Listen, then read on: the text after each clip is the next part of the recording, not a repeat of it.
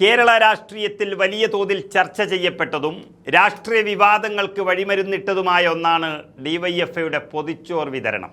പ്രത്യേകിച്ച് മുൻപ് കോൺഗ്രസ് നേതാവായിരുന്ന രാഹുൽ മാങ്കൂട്ടത്തിൽ ഗുരുതരമായ ആരോപണങ്ങളിൽപ്പെട്ട് പാർട്ടിക്ക് പുറത്താവുകയും പിന്നീട് അറസ്റ്റിലാവുകയും ഒക്കെ ചെയ്ത സമയത്ത് ഈ പൊതിച്ചോർ വിതരണം രാഷ്ട്രീയ പോരിലെ ഏറ്റവും വലിയൊരു ആയുധമായി മാറിയിരുന്നു. രാഹുൽ മാങ്കൂട്ടത്തിൽ കോൺഗ്രസിൻ്റെ ഭാഗമായിരുന്നപ്പോൾ CPM-ന്റെ യുവജന സംഘടനയുടെ ഈ ജീവകാരുണ്യ പ്രവർത്തനത്തെ അതിരൂക്ഷമായ ഭാഷയിലാണ് വിമർശിച്ചത്.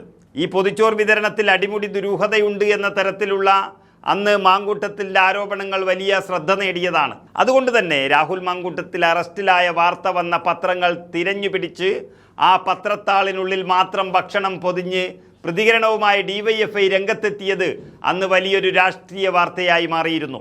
തങ്ങളെ രൂക്ഷമായി വിമർശിച്ച ആളുകളുടെ വാർത്ത അച്ചടിച്ച പത്രത്തിൽ തന്നെ പൊതിച്ചോർ നൽകി തങ്ങൾ മറുപടി നൽകിയെന്നായിരുന്നു അന്ന് ഇടതുപക്ഷ ക്യാമ്പുകളിൽ വലിയ തോതിൽ പ്രചരിച്ചത്.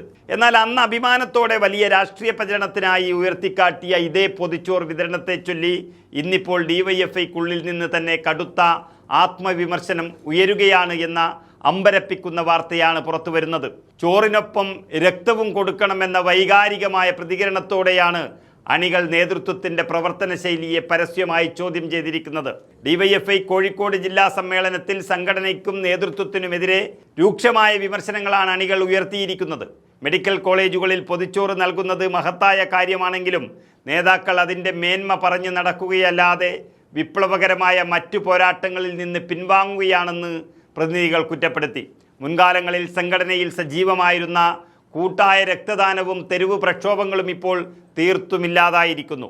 കഴിഞ്ഞ 10 വർഷമായി സംസ്ഥാനത്ത് തുടരുന്ന ഇടതുഭരണത്തിൻ്റെ തണലിൽ നിൽക്കുന്നത് ഡിവൈഎഫ്ഐയെ അടിമുടി നിർജീവമാക്കിയെന്നാണ് സമ്മേളനങ്ങൾ വിലയിരുത്തിയത്.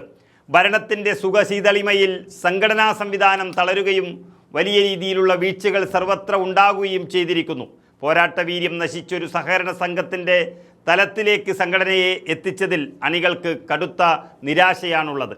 അഖിലേന്ത്യാ അധ്യക്ഷൻ എ റഹീം MP-ക്കെതിരെയും കോഴിക്കോട് സമ്മേളനത്തിൽ രൂക്ഷ വിമർശനമാണ് ഉയർന്നു വന്നത്. റഹീമിൻ്റെ പ്രവർത്തനങ്ങൾ വെറും മാധ്യമ ക്യാമറകൾക്ക് മുന്നിൽ മാത്രം ഒതുങ്ങി നിൽക്കുകയാണെന്ന് പ്രതിനിധികൾ ആഞ്ഞടിച്ചു. കേന്ദ്ര നേതൃത്വത്തിലിരുന്ന് യുവജനങ്ങളെ നയിക്കേണ്ടയാൾ പാർട്ടി ജില്ലാ സെക്രട്ടറിയുടെ റോൾ മാത്രമാണ് നിർവഹിക്കുന്നതെന്നും ആരോപണം ഉയർന്നു കഴിഞ്ഞു. നേരത്തെ കോട്ടയം ജില്ലാ സമ്മേളനത്തിലും സമാനമായ രീതിയിൽ റഹീമിനും സംസ്ഥാന നേതൃത്വത്തിനുമെതിരെ വിമർശനങ്ങൾ ഉയർന്നതാണ്. അതിൻ്റെ തുടർച്ചയായി കോഴിക്കോട്ടും നേതാക്കൾക്ക് നേരെ വിമർശന ശരങ്ങൾ എത്തിയതോടെ കടുത്ത നിയന്ത്രണങ്ങൾക്ക് കീഴിൽ നിലനിന്നിരുന്ന സംഘടനയ്ക്കുള്ളിലെ നിശബ്ദത പൂർണ്ണമായും തകർന്നിരിക്കുകയാണ്.